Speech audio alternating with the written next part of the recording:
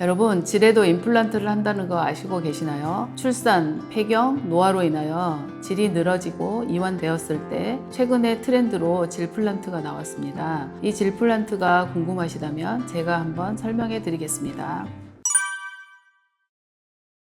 치아의 노화로 문제가 생겼을 때 임플란트를 하시잖아요. 최근에 질에 콜라겐을 넣어주는 질플란트 시술이 있습니다. 이것은 질벽이 이완돼 있거나 노화로 인하여 피부가 얇아진 환자들에게 질벽에다가 콜라겐 매듭을 넣어주는 시술입니다. 단단하게 넣어준다 해서 질플란트라고 하고 있습니다.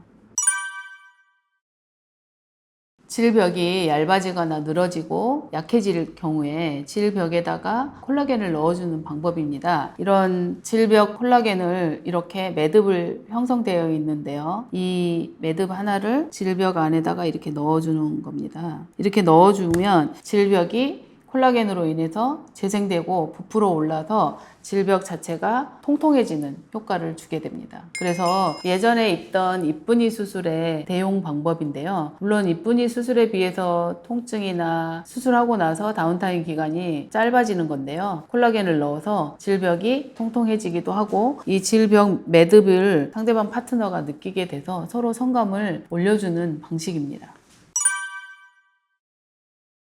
휴먼 진피를 겔 타입으로 해서 피부에다 넣어주는 방법이 있고요. 이 자체로 진피를 채취를 해서 매듭을 이렇게 만들어 줌으로 해서 이게 두꺼워지게 해서 이 자체를 피부에다가 질벽에다 넣어주는 방식입니다. 몸에 안전하게 모든 면역 반응을 없앤 상태로 물질을 만들어서 이렇게 제품이 나온 겁니다. 그래서 몸에 들어와도 다른 이물 반응이나 면역 반응은 일어나지 않습니다.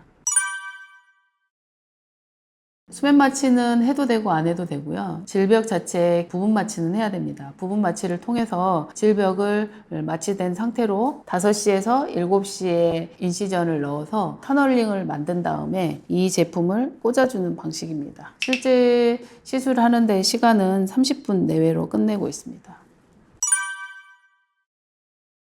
사실 실제적인 이제 차이점으로 따지다 보면 이쁜이 수술은 더 강력한 축소 수술이죠. 제일 강력한 축소 수술이고요. 근데 이제 단점은 질을 잘라내는 거거든요. 물론 안 잘라내더라도 어쨌든 좁히는 과정에 있어서 이 피부들이 어쨌든 손상을 입는 게 이쁜이 수술이거든요. 근데 이제 질플란트는 질벽에다 그냥 그대로 넣어줘서 콜라겐을 거기서 계속 생성하게 만들어 주기 때문에 침습이지만 비침습이고 이쁜이는 완전 침습 수술. 그리고 이쁜이 수술이 단점이 이게 폐경이 되고 나면 나이가 먹어갈수록 좁혀지는데 그 수술한 자국이 너무 아파서 나이 먹어서 관계를 못하는 부부도 꽤 많아서 그래서 최근에 이런 이쁜이 수술을 대용할 만한 질 축소 방법들이 다양하게 나오고 있는데 그 중에 하나가 이제 예를 들면 질플란트라고 보시면 됩니다. 그리고 이제 이거는 콜라겐이기 때문에 피부가 얇거나 성교통 피부가 너무 아프다, 관계를 하면 너무 아프다 그런 분들 위주로 이걸 하고 있고요. 이쁜이 수술보다는 이렇게 비침습적인 방법으로 질에 콜라겐으로 그 피부를 재생하는 방법은 나쁘지 않을 것 같은 방식이어서 질플란트를 설명드리는 것입니다.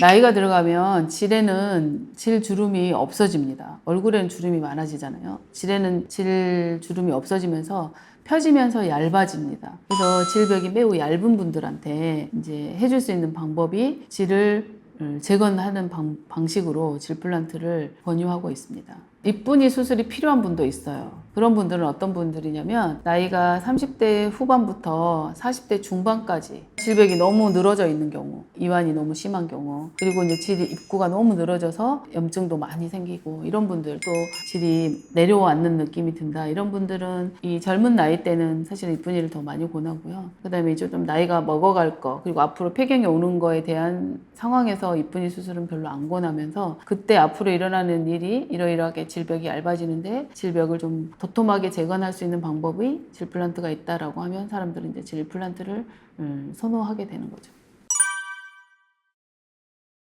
이게 콜라겐인데 콜라겐을 먼저 다 부스터로 만들어 주고 나서 1년 반에서 2년 정도 가는 것 같습니다.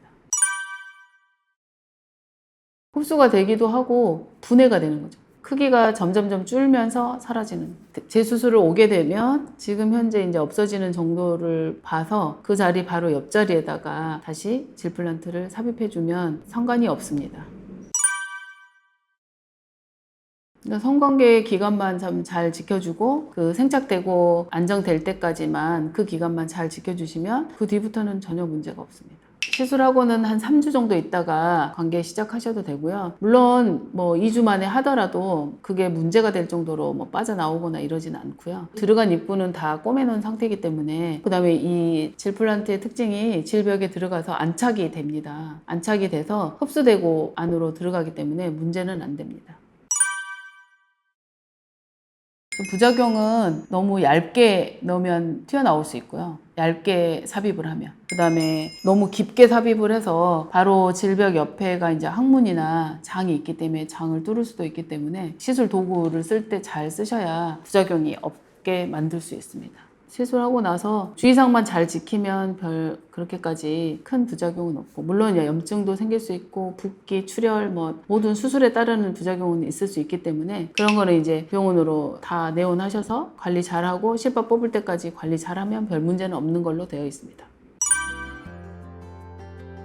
사실 이제 질플란트는 그렇게 뭐 조직을 많이 손상되는 시술이 아니기 때문에 일단 질플란트를 잘 하는 선생님한테 가는 게 좋겠고요. 최근에 나온 시술이다 보니까 또 많이 아직은 보급이 안 된 상태이니까 잘 알아본 다음에 선택을 하셨으면 좋겠습니다.